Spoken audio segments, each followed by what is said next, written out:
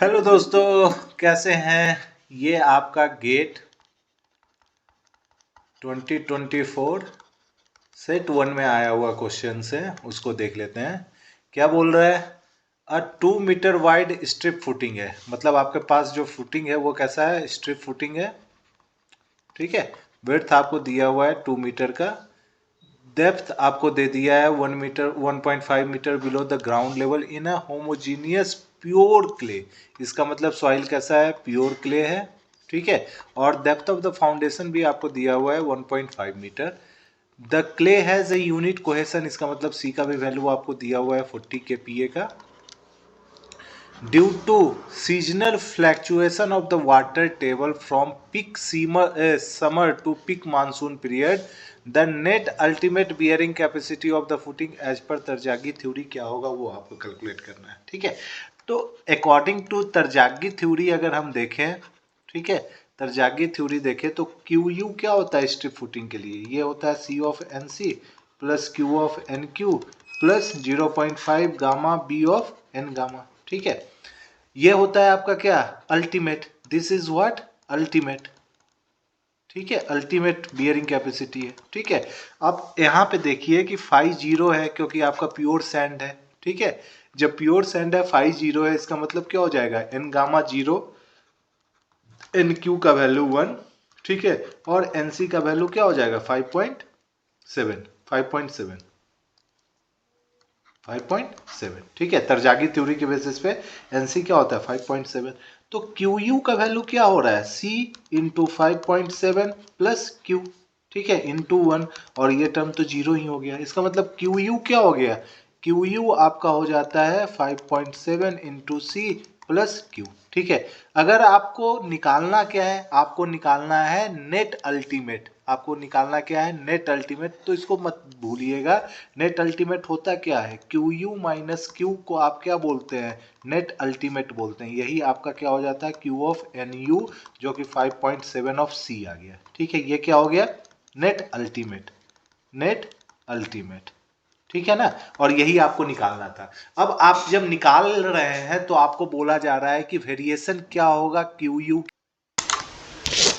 तो अगर आप देखेंगे कि इन दोनों सीजन में डिफरेंस क्या हुआ है कि पीक समर है उस समय तो ड्राई कंडीशन होगा। ठीक है। लेकिन जैसे ही पीक मानसून आएगा उस समय आपका क्या होगा, रेनी सीजन है, मतलब सेचुरेटेड यूनिट वेट का इफेक्ट आएगा, मतलब वाटर का इफेक्ट आने वाला है। ठीक है।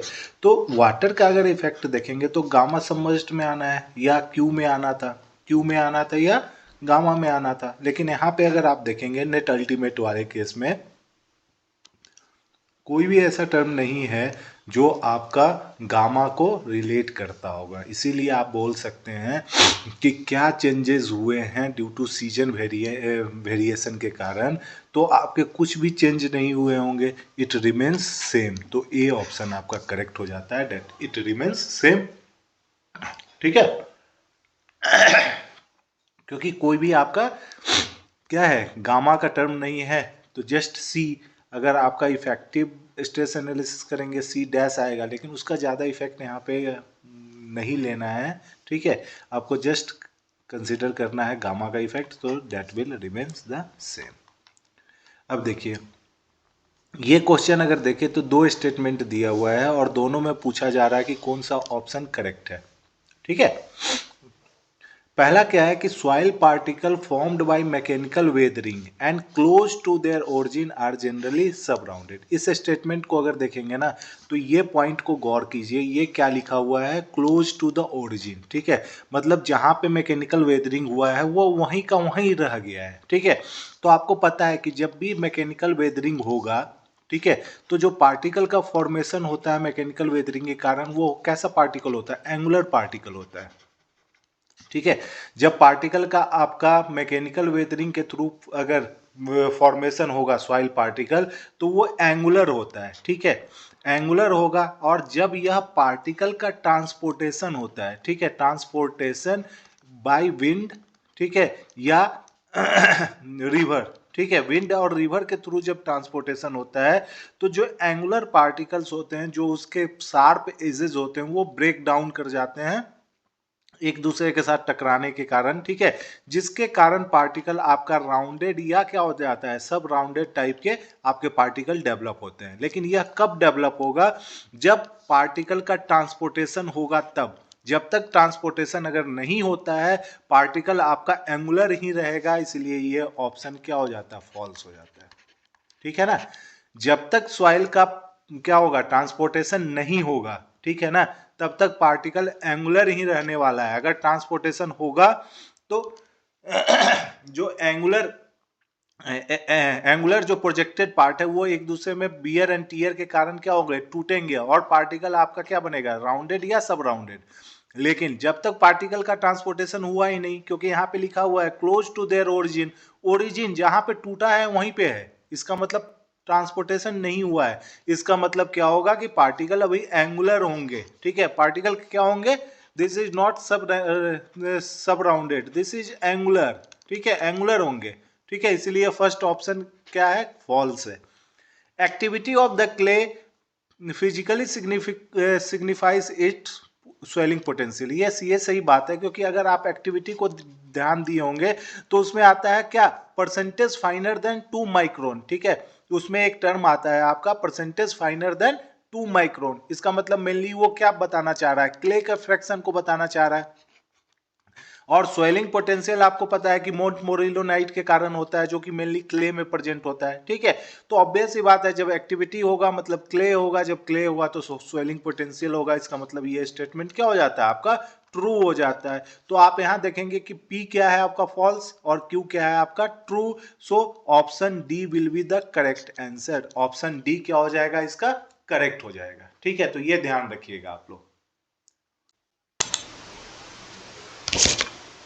ये क्वेश्चन देखें तो ये तो एकदम सिंपल सा क्वेश्चन है। क्या है, embankment constructed with the soil by maintaining a degree of saturation as 75% during the compaction. तो डिग्री ऑफ सैचुरेशन की बात कर ले तो ये 75% है।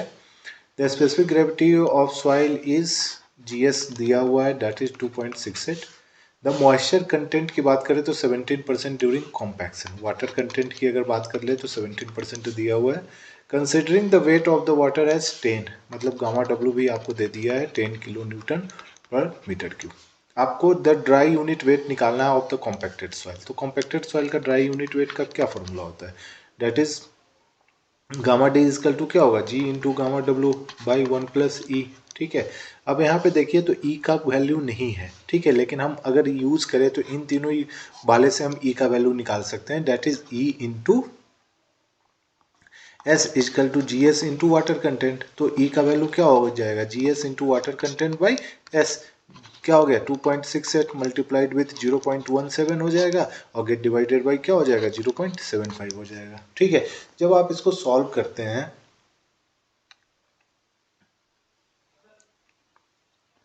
जब आप इसे सॉल्व करेंगे 2.68 multiplied with 0.17 gate divided by 0.75, तो ये वैल्यू आ जाता है दैट इज 0.61, ठीक है।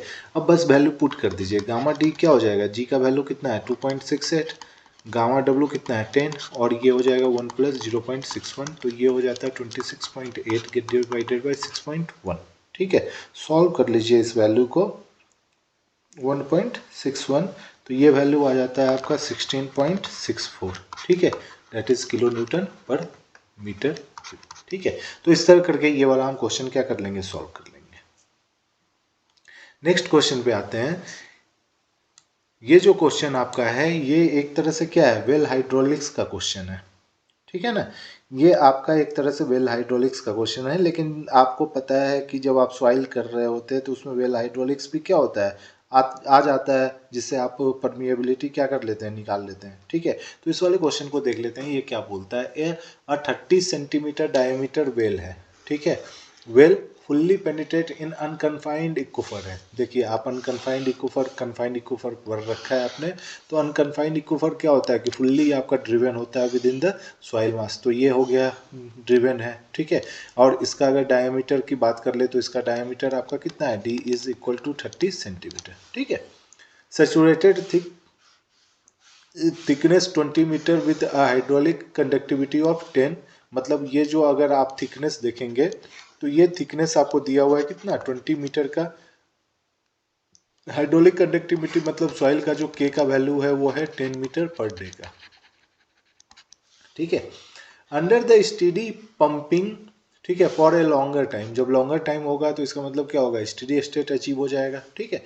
जब स्टेडी स्टेट अचीव हो गया है तो draw downs in the two observation well located at a 10 metre depth 10 metre distance and 100 metre distance from a pumping well are 5 metre and 1 metre, ठीक है।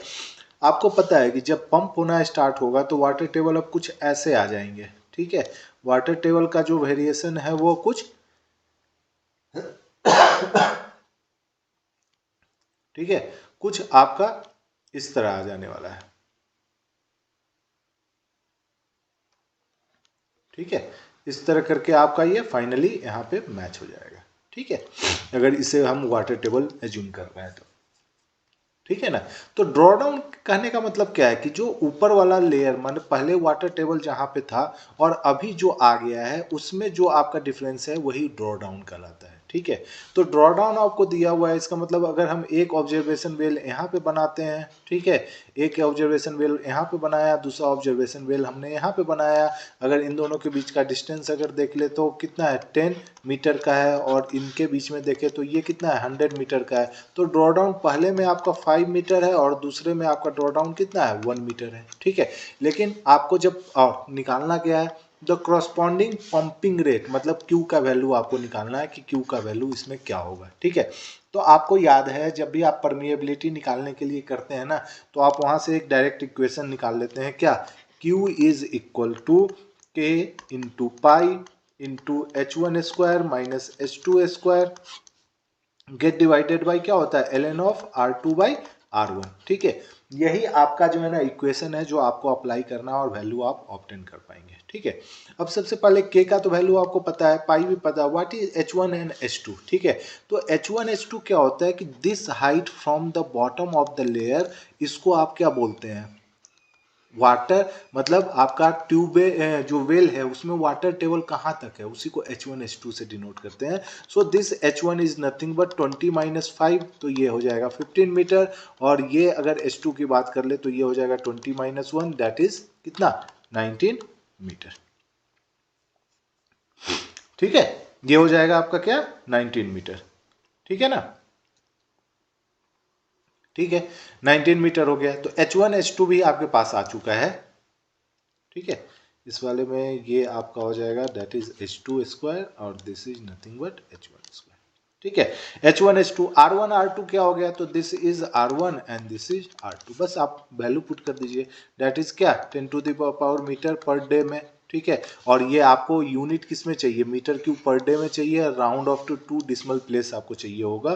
तो ये 10 कर दिया, पाई कर दिया, और ये कितना हो गया, ये 19 का होल स्क्वायर माइनस 15 का whole square get divided by आपका क्या हो गया ln ऑफ 100 बाई 10, ठीक है। जब आप इसे सॉल्व करते हैं ना तो आंसर आपका आ जाता है 855.55 मीटर क्यूब पर डे, ठीक है। तो इस तरह करके, और ये देखेंगे तो ये 2 डिजिट तक ही है, तो 2 डिजिट में आपका ये 55 आंसर आपका हो जाता है, ठीक है। तो इस तरह करके ये वाला भी क्वेश्चन आप सॉल्व कर लेते हैं, ठीक है।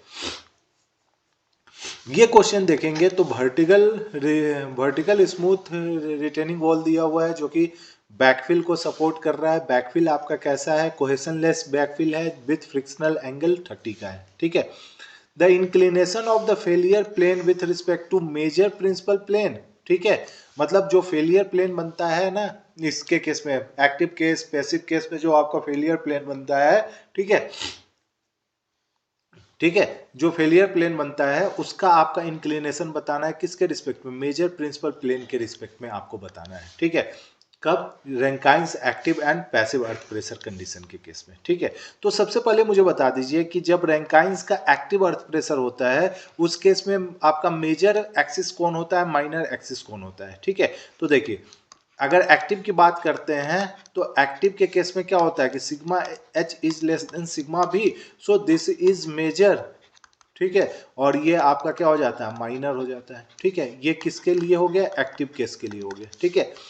पैसिव केस में अगर आपको याद हो तो अगर सैंपल आपके पास है तो सैंपल में सिग्मा एच ये होता है और सिग्मा बी ये होता है, और इस केस में अगर आप देखेंगे तो sigma H is greater than sigma B, तो ये आपका क्या हो जाएगा, ये आपका मेजर प्लेन हो जाएगा। ठीक है, क्योंकि आपका सिग्मा एच क्या हो जाता है, मेजर प्रिंसिपल स्ट्रेस हो जाता है।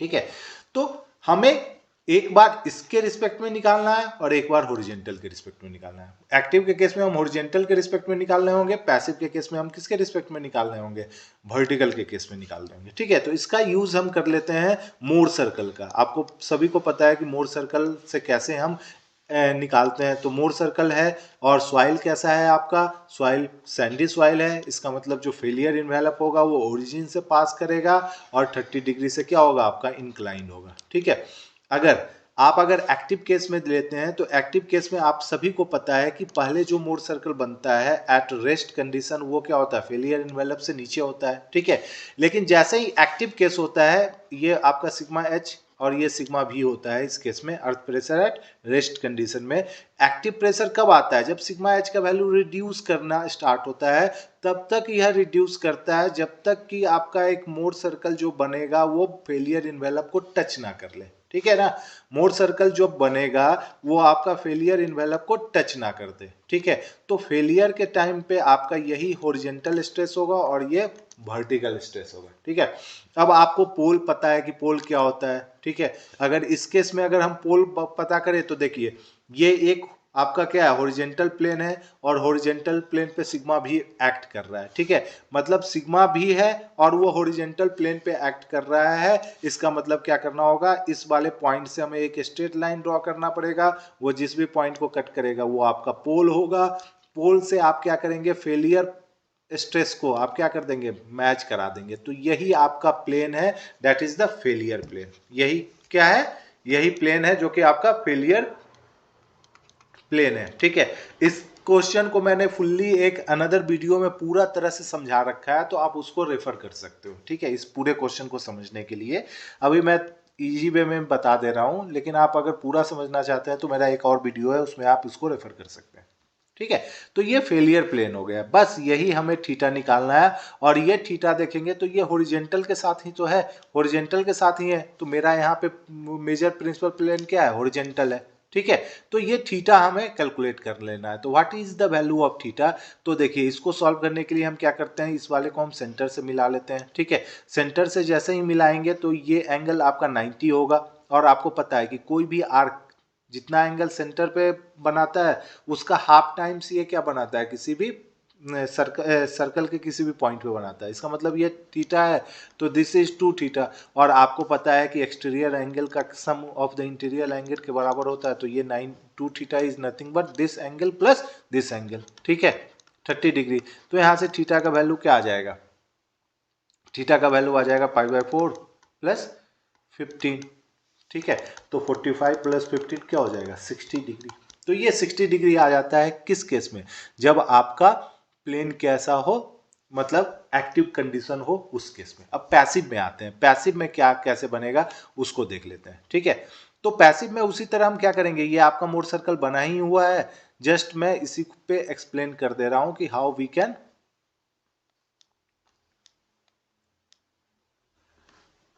ठीक है, how we can solve this angle. ठीक है, तो देखिए इनिशियली आपका जो मोर सर्कल था रेस्ट के कंडीशन में ये था। अब आप क्या करते हो ना, इस केस में आप क्या करना स्टार्ट करते हो कि सिग्मा एच को बढ़ाना स्टार्ट करते हो, सो दैट ये जो मोर सर्कल है वो क्या कर दे, फेलियर इन्वेलप को टच कर ले। ठीक है, फेलियर इन्वेलप को क्या कर ले, टच कर ले। तो ऑब्वियस सी बात है, जब फेलियर इन्वेलप टच होगा,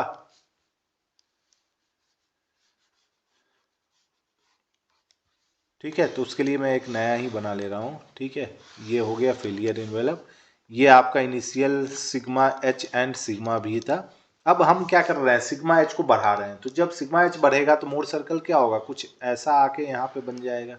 ठीक है, ये आपका एक मोर सर्कल बना। मोर सर्कल में देखेंगे तो ये तो सिग्मा भी ही है, ये वैल्यू क्या हो जाएगा, सिग्मा एच डबल डैश हो जाएगा at the time of failure for the passive case. ठीक है, और ये फाइव क्या है, 30 डिग्री है।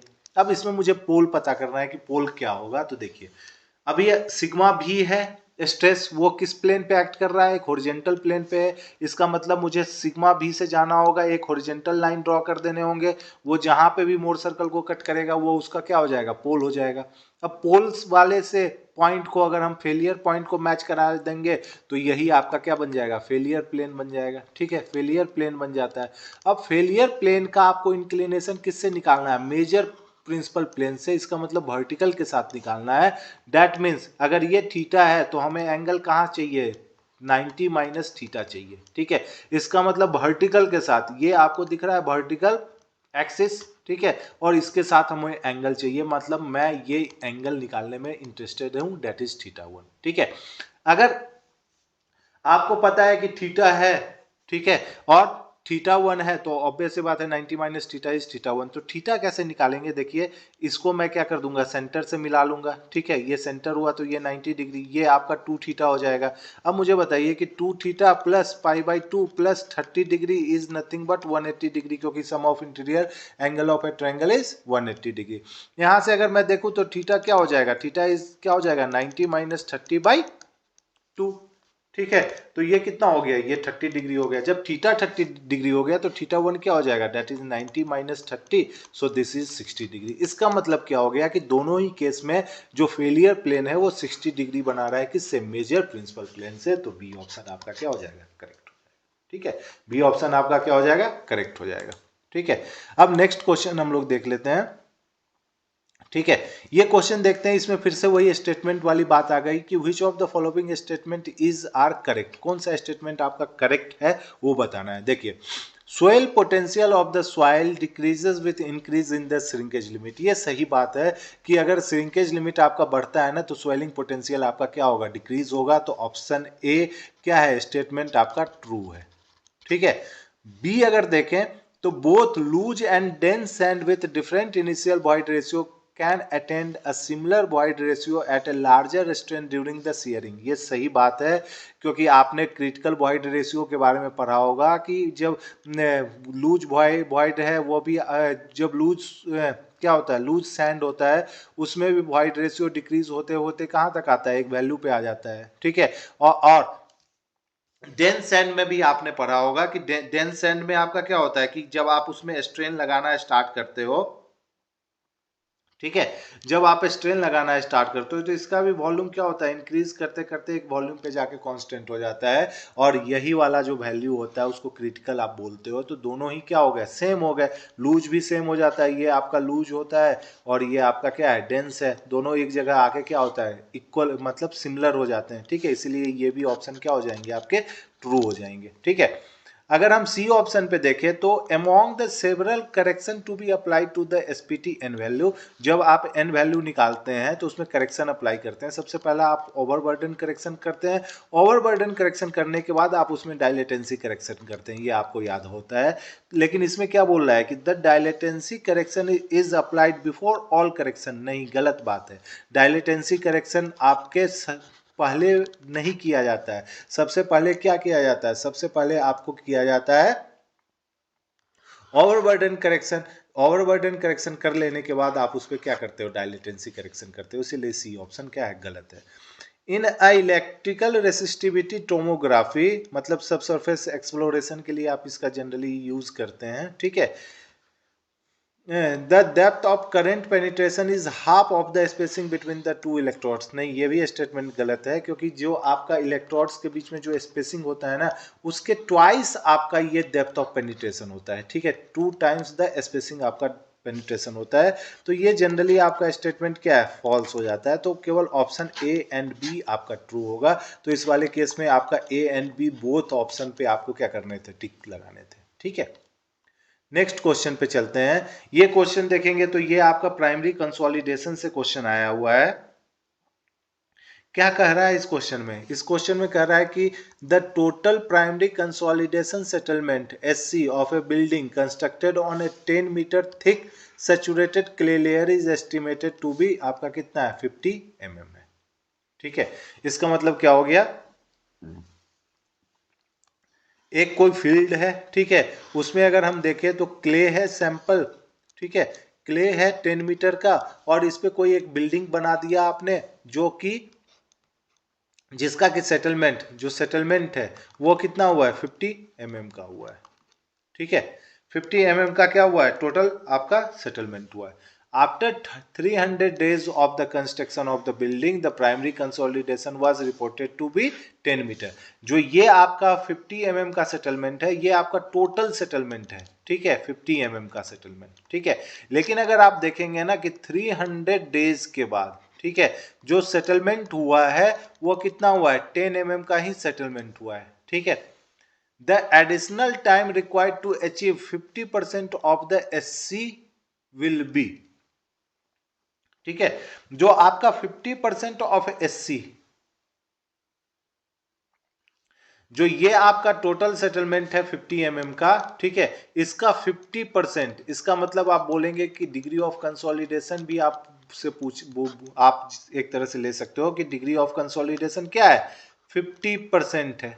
ठीक है, 50% है, तो कितना एडिशनल टाइम चाहिए, एडिशनल टाइम कितना चाहिए वो आपको बताना है। 300 तो ऑलरेडी हो रखा है। ठीक है, अब आपको जो एडिशनल टाइम बताना है सो दैट द सेटल आपका जो ये प्राइमरी कंसोलिडेशन हो सके वो 50% हो सके। ठीक है, तो देखते हैं कि 300 डेज में आपका टोटल कितना प्राइमरी कितना आपका डिग्री ऑफ कंसोलिडेशन हुआ है। तो ये कैसे निकालेंगे, तो इसको निकालने के लिए आपके पास एक सिंपल सा फॉर्मूला है, that is degree of consolidation is nothing but कितना सेटलमेंट हो चुका है। ठीक है, एट एनी टाइम टी, मतलब टी इजकल टू 300 डेज में आपका कितना सेटलमेंट हो चुका है बाई टोटल फाइनल सेटलमेंट कितना हुआ है वो आप बता देंगे। ठीक है, ठीक है, SF मैं दे रहा हूं फाइनल सेटलमेंट। तो ये क्या हो गया, 300 डेज के बाद जो सेटलमेंट है वो 10 है, फिर आपका अल्टीमेट सेटलमेंट क्या है, 50 है। आप उसको क्या कर देंगे, मल्टीप्लाई कर देंगे 100% से, तो इतना ही परसेंटेज क्या होगा इसका, डिग्री ऑफ कंसोलिडेशन 300 डेज के बाद हुआ है। दैट इज 300 डेज के बाद आपका जो डिग्री ऑफ कंसोलिडेशन है वो 20% है। अब आपको 50% के लिए निकालना है। देखिए दोनों सॉइल सेम है, और सबसे इंपॉर्टेंट ये भी बात है कि दोनों का जो U है वो लेस देन 60% है। तो डायरेक्टली आप बोल सकते हो क्या, डायरेक्टली आप बोल सकते हो कि U क्या होता है, U is directly proportional to TV।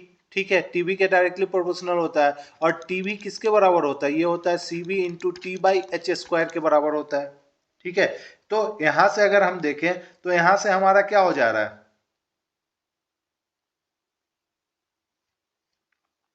ठीक है, यहां से अगर हम देखें तो यहां से हमारा जो टीबी होगा वो डायरेक्टली प्रोपोर्शनल टू किसके, वो किसके डायरेक्टली प्रोपोर्शनल हो जाएगा, directly proportional to TB is directly proportional to T.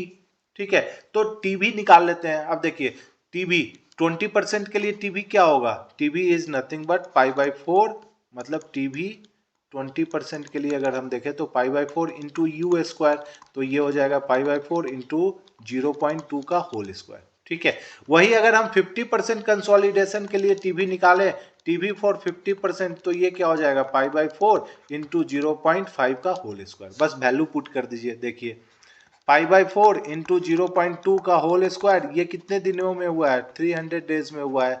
Gate divided bye π/4 into 0.5 का होल स्क्वायर, ये क्या है, ये t निकालना है हमें। तो t इज इक्वल टू क्या हो जाएगा, this is nothing but 300 into 0.5 का whole square get divided by 0.2 का होल स्क्वायर। ठीक है, ये जब आप सॉल्व करेंगे ना टी को, तो आपका वैल्यू आता है 1875 डेज। ठीक है, तो एक्स्ट्रा डेज की क्या हो गया, क्योंकि क्वेश्चन यही है, क्वेश्चन आपसे पूछा एक्स्ट्रा डेज क्या होगा, तो एक्स्ट्रा जो डेज होगा, ठीक है ना, वो हो जाएगा 1875 minus 300, so this is nothing but 1575 days आपका आंसर हो जाएगा। ठीक है, कितना आंसर हो जाएगा, 1575 आंसर। ठीक है, तो इस तरह करके ये क्वेश्चन सॉल्व कर लेने थे। ठीक है, ये वाला क्वेश्चन देखते हैं, ये तो सिंपलेस्ट में महा सिंपलेस्ट क्वेश्चन है। ठीक है, अ इनफाइनाइट स्लोप आपको दिया हुआ है, कोहेशन लेस सॉइल का है। ठीक है, सीपेज पैरेलल भी हो रहा है। ठीक है, sloping surface, the angle of slope मतलब बीटा आपको दिया हुआ है 30 डिग्री। ठीक है, with respect to the horizontal ground, the unit weight of saturated मतलब गामा सेट आपको दिया हुआ है दैट इज 20 और गामा डब्ल्यू भी आपको दे दिया है 10। आपको बताना है the minimum angle of shearing resistance for the critical stable condition of the slope. Minimum value का मतलब क्या है, लिमिटिंग केस पूछा गया है, फैक्टर ऑफ सेफ्टी आपका इस केस में क्या है 1 है, तो आपको बताना है कि what will be the value of phi, phi क्या होगा वो जस्ट आपको बता देना है। ठीक है, तो देखिए जब भी इनफाइनाइट स्लोप होगा तो आप फैक्टर ऑफ सेफ्टी इस केस में कैसे निकालते हैं, C dash plus sigma N, ठीक है, N dash into tan of phi get divided by क्या होता है टाउ हो जाता है। ठीक है, सी इस केस में क्या है 0 है क्योंकि सॉइल कैसा है कोहेशन लेस है। ठीक है, सिग्मा डैश क्या होता है, sigma dash is nothing but W. ठीक है, मैं इसको डायरेक्ट आपको बता देता हूं कि ये आपका जो वैल्यू होता है वो क्या होता है डब्लू।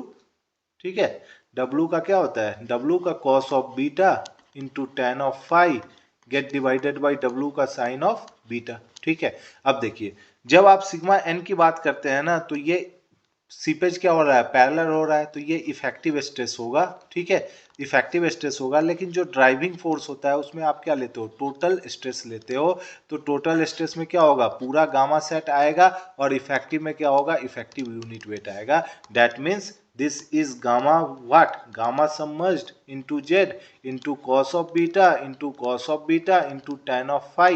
ठीक है, बाय w का वैल्यू क्या हो जाएगा that is gamma sat into Z into cos of beta into sine of beta. ठीक है, इस वाले को अगर हम सॉल्व करेंगे तो ये z से z कटेगा, इसका मतलब क्या हो जाएगा gamma submerged by gamma sat is nothing but tan of phi by tan of beta. ठीक है, बस इस वैल्यू को क्या कर लेना है आपको सॉल्व कर लेना है, that is gamma sat into tan of beta is equal to by gamma submerged into tan of phi, यही आ जाएगा। यहाँ से जब फाइव अगर आप कैलकुलेट करेंगे ना सारा वैल्यू रखने के बाद तो फाइव का वैल्यू आपका आ जाता है कितना,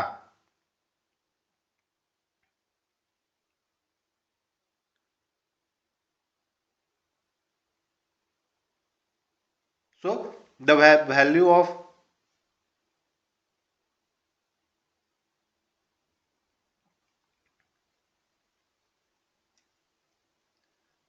एक बार जल्दी से इसको कैलकुलेट कर लीजिए कि क्या वैल्यू आ रहा है, the value of phi is 49.10 degree. ठीक है,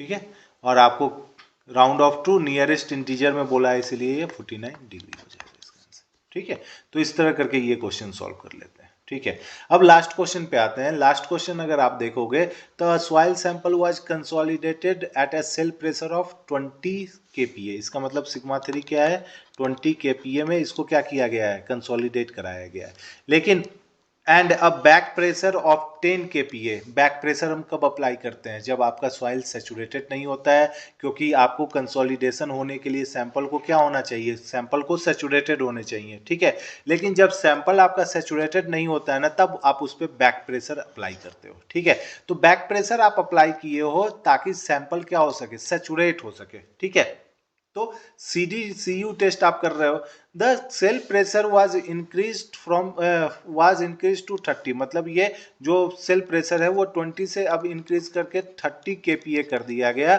और इसमें देखा गया है कि जो development of the pore water pressure है वो 1 kPa का है। ठीक है, मतलब जब 20 से 30 आपका प्रेशर चेंज हुआ है तो पोर प्रेशर में जो आपका चेंजेस हुए हैं वो कितने हुए हैं 1 kPa का हुआ है। ठीक है, 1 kPa का चेंजेस किस प्रेशर किस कन्फाइनिंग प्रेशर के चेंजेस होने के कारण हुए हैं, तो कन्फाइनिंग प्रेशर में जब चेंजेस आपका 10 kPa का हुआ है तो पोर वाटर प्रेशर आपका 1 kPa का डेवलप हुआ है। ठीक है, अब आप आगे क्या बोल रहा है, द सैंपल फेल्ड। ठीक है, the sample failed when the axial stress was gradually increase to 50 kPa। ठीक है, इसका मतलब आपका जो एक्सियल स्ट्रेस है उसको इंक्रीज करके 50 kPa कर दिया गया है। ठीक है, the pore water pressure at failure are recorded to be 21, मतलब उस केस में आपका फेलियर स्ट्रेस क्या है, 20 पोर वाटर प्रेशर जो आपका फेलियर स्ट्रेस में आया हुआ है वो 21 आया हुआ है।